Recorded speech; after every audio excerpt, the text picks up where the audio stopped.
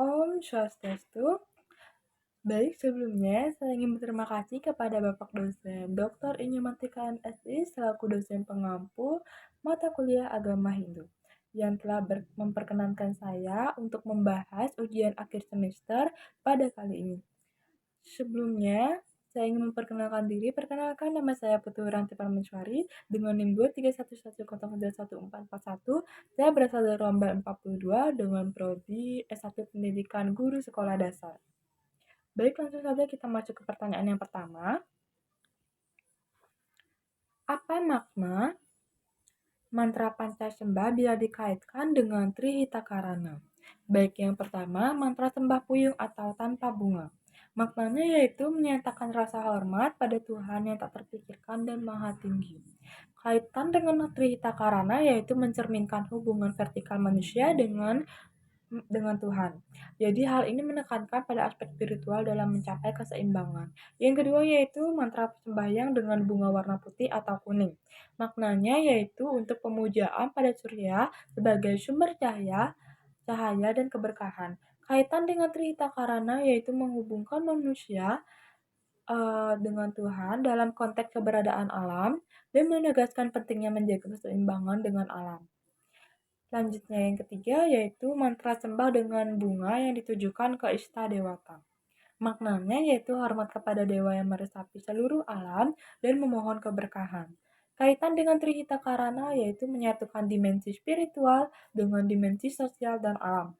Hal ini menciptakan keseimbangan dalam hubungan manusia dengan Tuhan dan sesama. Selanjutnya yaitu mantra sembah dengan bunga menyembah memohon anugerah. Jadi maknanya yaitu memohon anugerah, kesuksesan, dan keberkahan dari Tuhan.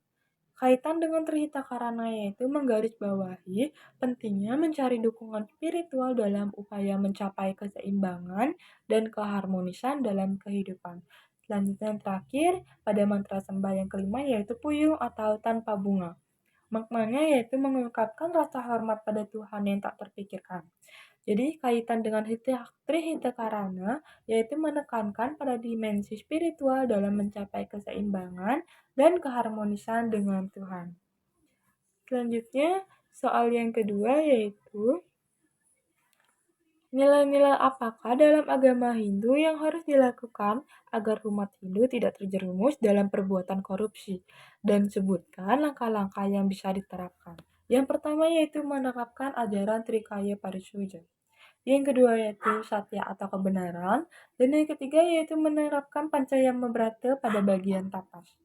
Nah, langkah-langkah yang bisa diterapkan untuk mencegah korupsi dengan cara pendidikan dan kesadaran dengan pendidikan yang baik mengenai nilai-nilai agama dan bahayanya korupsi, sehingga kita mengerti sejak dini dan menghindari korupsi.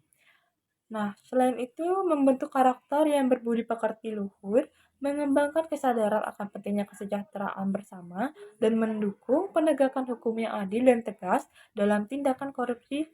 Dan jika kita mengetahui ada yang korupsi, sebaiknya melaporkan ke pihak yang berwajib dan jangan mau mengambil sogokan untuk tutup mulut. Dan percayalah dengan adanya surga, neraka atau hukum karma, serta melakukan pencerahan diri dengan mengembalikan kekuatan karakter, moral, serta mental yang kini mulai kendor. Selanjutnya, pertanyaan yang ketiga yaitu, nilai-nilai apakah dalam agama Hindu yang dilanggar dalam bisnis prostitusi online yang lagi marak dan berikan solusinya? Nilai-nilai yang bisa kita terapkan yaitu catur asrama, yang dimana catur asrama di sini mencakup 4 kerohanian jenjang kehidupan yang termasuk tatanan waktu, usia, rohani, dan sifat manusia. Susunan ini ialah pendukung bagi perkembangan spiritual seseorang, mulai dari bayi hingga menua. Solusinya yaitu meningkatkan sraga dan bakti kepada Ida Sang Sang Widiwasa, yang kedua mengendalikan satripu pada bagian kama atau hawa nafsu, dan yang terakhir yaitu pemberdayaan perempuan atau dengan memberdayakan perempuan dengan pendidikan dan pelatihan untuk meningkatkan kemandirian ekonomi mereka, sehingga mereka tidak terjerumus dalam prostitusi karena kondisi ekonomi yang sulit.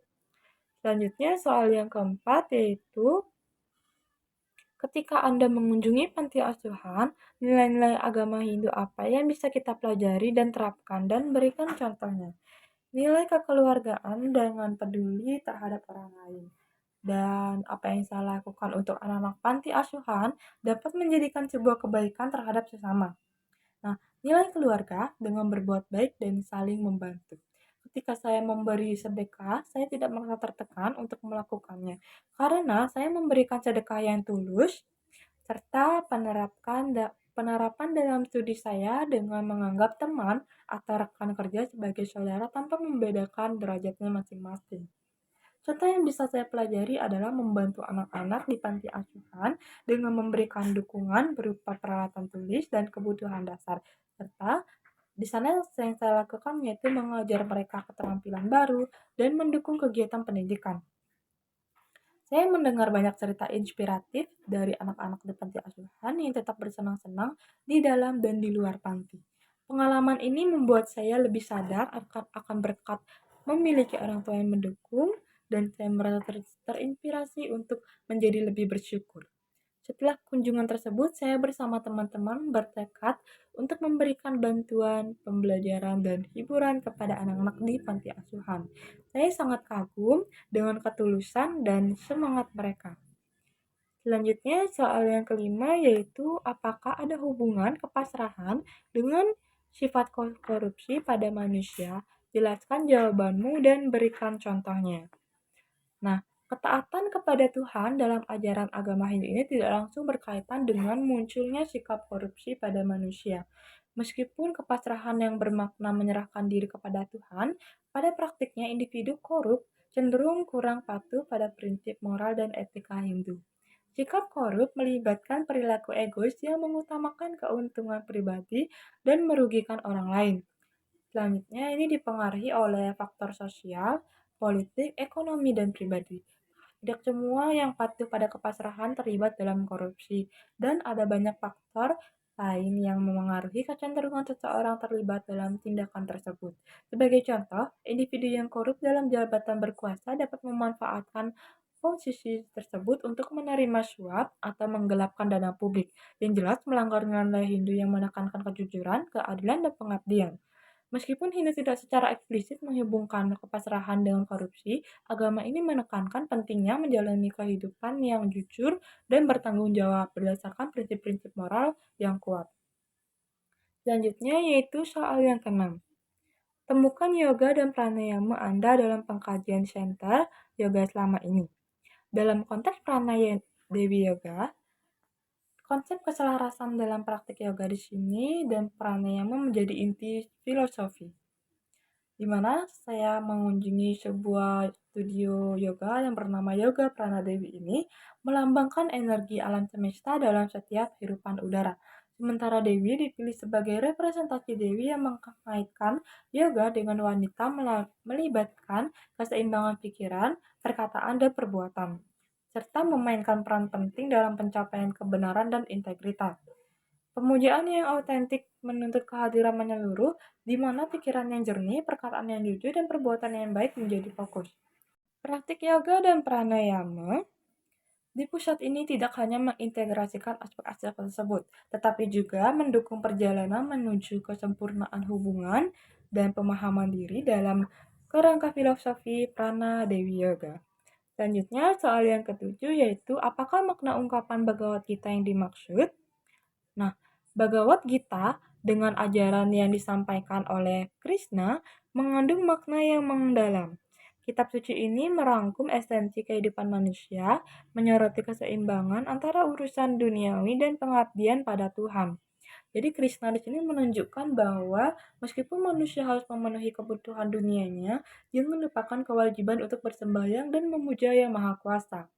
Pesan ini mengajarkan bahwa kehidupan yang seimbang melibatkan harmonisasi antara tuntutan materi dan aspek spiritual. Nah, dengan menciptakan jalan menuju kedamaian dan pemenuhan rohani. Selanjutnya soal yang kedelapan yaitu bagaimanakah menurut Anda apakah jenis ngaben itu mengurangi dosa karena korupsi seseorang?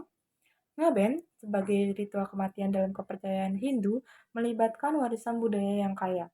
Walaupun merupakan tradisi keagamaan, tidak ada hubungannya langsung antara upacara ini dan pengurangan dosa korupsi. Pengurangan dosa yang lebih terkait dengan tindakan dan keputusan moral individu bergantung pada etika dan integritas pribadi, daripada terkait dengan pelaksanaan upacara keagamaan tertentu.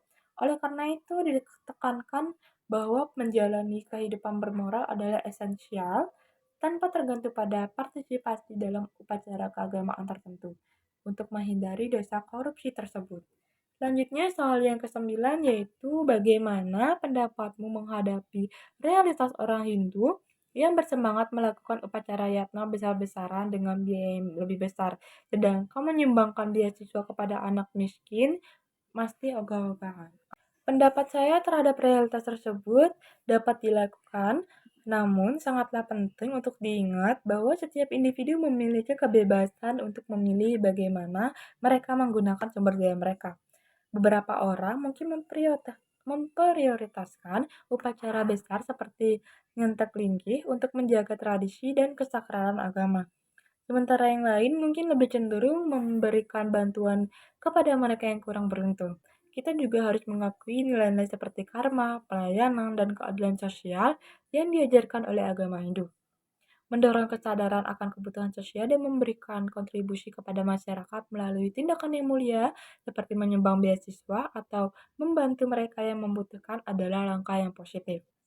Edukasi dan pemahaman akan pentingnya kepedulian sosial dapat memotivasi perubahan sikap dan tindakan. Penting juga untuk menghindari generalisasi terhadap komunitas Hindu yang mengingat bahwa setiap individu memiliki kebebasan untuk bertindak sesuai dengan nilai-nilai dan keyakinan pribadinya. Selanjutnya, soal yang ke-10 yang terakhir yaitu berikan contoh untuk pelaksanaan sloka Bhagavad Gita bab 18 sloka 78 dalam kehidupan sehari-hari. Implementasi ajaran Bhagavad Gita bab 18 sloka 78 ini dapat dilihat melalui perspektif individu, di mana penerapan konsep Trikaya Parisuddha menjadi kunci untuk menciptakan harmoni. Nah, mulai dari mengelola emosi, baik suka maupun tidak suka, hingga merubah aspek negatif dalam diri menjadi tindakan positif seperti menyebarkan kasih sayang. Proses ini yang dimulai dengan pengendalian diri secara bertahap mempengaruhi lingkungan sekitar, sehingga menciptakan efek domino kebaikan yang terus berlanjut tanpa batas. Nah, dengan demikian menjadikan kebaikan sebagai nilai yang berkelanjutan dapat meresap dalam perilaku dan membangun harmoni dalam kehidupan sehari-hari. Baik, sekian jawaban ujian akhir semester saya kali ini. Mohon maaf apabila terdapat kekurangan atau kesalahan kata yang terdapat dalam pembahasan kali ini. Terima kasih dan saya tutup dengan para Santi. Om Santi Santi Santi Om.